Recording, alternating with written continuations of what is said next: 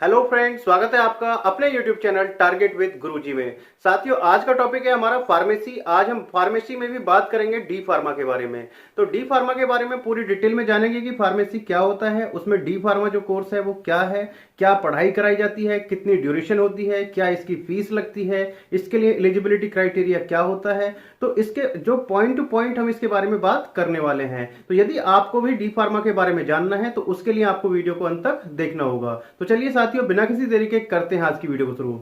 साथियों, वीडियो शुरू करने से पहले मैं आपसे कहूंगा कि यदि आप इस चैनल पर नए हैं तो सबसे पहले चैनल को सब्सक्राइब कर लीजिए, बेल आइकन को प्रेस कर लीजिएगा, क्योंकि इस चैनल पर आपको education update time to time मिलती रहती हैं।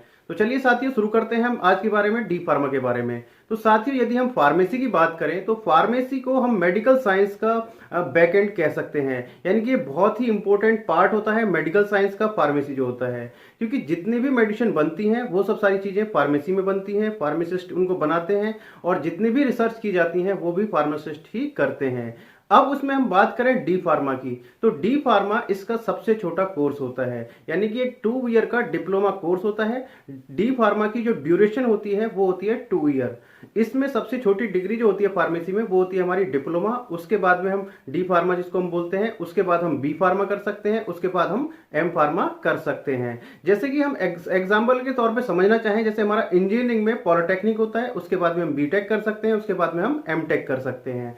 तो इसी तरीके से है हमारा डी फार्मा, जिसकी ड्यूरेशन हमारी 2 ईयर होती है। अब इससे आगे यदि हम इसके एलिजिबिलिटी क्राइटेरिया की बात करें तो इसके लिए बच्चे ने 12th पास किया हुआ होना चाहिए।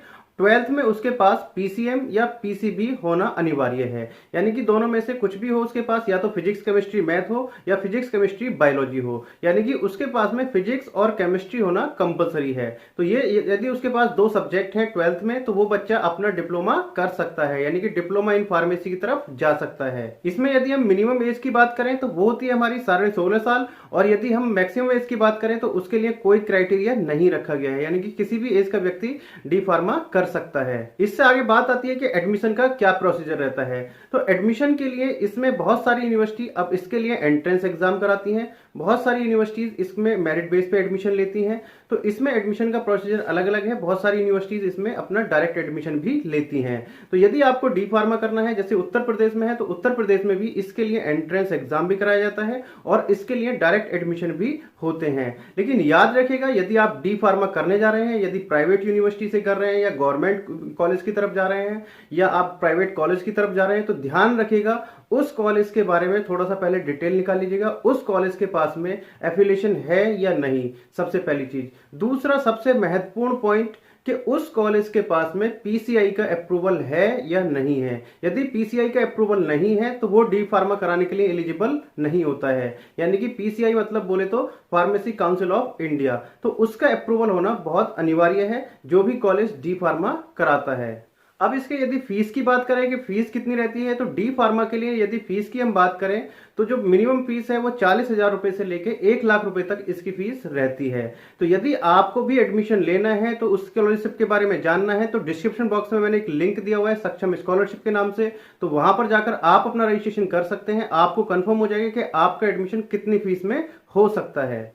इससे आगे बात करें कि इसमें क्या पढ़ाया जाता है, तो जैसे कि मैंने आपको स्टार्टिंग में बताया, तो फार्मेसी का ये सबसे स्टार्टिंग कोर्स है, यानी कि डिप्लोमा इन फार्मेसी सबसे स्टार्टिंग का कोर्स है। इसके बाद में डी फार्मा के बाद में आप बी फार्मा कर सकते हैं, एम फार्मा कर सकते हैं। तो इसमें सबसे पहले आपको फार्मेसी के बारे में बताया जाता है कि फार्मेसी क्या होती है, उसके बारे में पूरी डिटेल में आपको एक्सप्लेन किया जाता है। उसके बाद में आपका जो टॉपिक आते हैं कि फार्मेसी में जो मेडिसिन है वो कैसे बनती है, टेबलेट कैसे बनती है, कैप्सूल कैसे बनते हैं, तो ये सब सारी चीजें इसमें पढ़ाई जाती हैं। पूरी फार्मेसी के बारे में डिटेल में समझाया जाता है, किस दवाई का प्रयोग किस बीमारी में किया जाता है, तो ये सब सारी चीजें इसमें एक्सप्लेन की जाती हैं।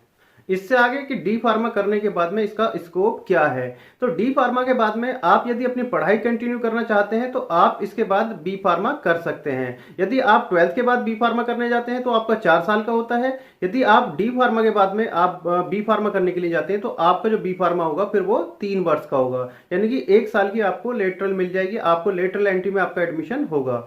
दूसरा, यदि आप बी फार्मा में नहीं करना चाहते हैं तो आप जो है कंपनी ज्वाइन कर सकते हैं, फार्मासिस्ट की जो कंपनी होती है वहां पर ज्वाइन कर सकते हैं। जितनी भी मेडिकल इंडस्ट्री में आप जा सकते हैं वहां पर आप ज्वाइन कर सकते हैं। तीसरा, यदि आप अपनी शॉप खोलना चाहते हैं तो डिप्लोमा करने के बाद में आप पीसीआई से अपना रजिस्ट्रेशन कराने के बाद में अपना मेडिकल स्टोर खोल सकते हैं। डिप्लोमा करने के बाद में आप अपना मेडिकल स्टोर खोलने के लिए भी एलिजिबल हो जाते हैं। इसके बाद में बात करें कि इसमें सैलरी कितनी मिल जाती है डिप्लोमा करने के बाद में। तो डिप्लोमा करने के बाद में जो आपकी सैलरी रहती है तो वो डिपेंड करती है आपके ऊपर कि आपने कितना सीखा है। तो जो सैलरी की स्टार्टिंग है इसमें 15,000 रुपए से लेकर 30,000 रुपए तक आपकी स्टार्टिंग हो जाती है। नॉर्मली जो इतनी स्टार्टिंग आपकी आराम से हो जाती है यदि आपने डिप्लोमा अच्छे से अपना कंप्लीट कर लिया है।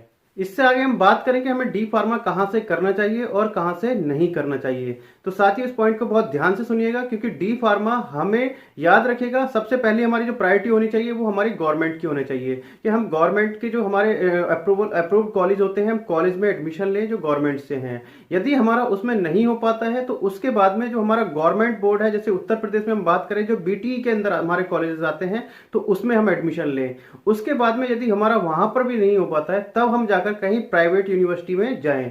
याद रखिएगा यदि आप यूनिवर्सिटी में एडमिशन ले रहे हैं तो उसमें जो पीसीआई का अप्रूवल है वो जरूर चेक कर लीजिएगा कि उस साल का उसको अप्रूवल मिला हुआ है पीसीआई का या नहीं। ये सबसे इंपॉर्टेंट है, क्योंकि यूनिवर्सिटी क्या करती है उनका लेटर लगा हुआ होता है और एडमिशन ले लेते हैं, और यदि अप्रूवल लेटर उनको पास नहीं होता है तो बच्चे के जो एडमिशन है वो कैंसिल हो जाते हैं, वो नेक्स्ट ईयर में फॉरवर्ड करते हैं या उनको एडमिशन वो मजबूरी कैंसिल करने पड़ते हैं। तो इस चीज का बहुत ध्यान रखिएगा। तो साथियों ऑलमोस्ट मैंने सारी चीजें आपको एक्सप्लेन कर दी हैं। यदि अभी भी आपका कोई क्वेश्चन रहता है तो आप मेरे से कमेंट बॉक्स में पूछ सकते हैं, मैं जितने जल्द से जल्द होगा उसका आंसर या उस पर वीडियो बनाने की पूरी कोशिश करूंगा। तो चलिए साथियों मिलते हैं नेक्स्ट वीडियो में कुछ नई अपडेट के साथ में, तब तक के लिए जय हिंद जय भारत।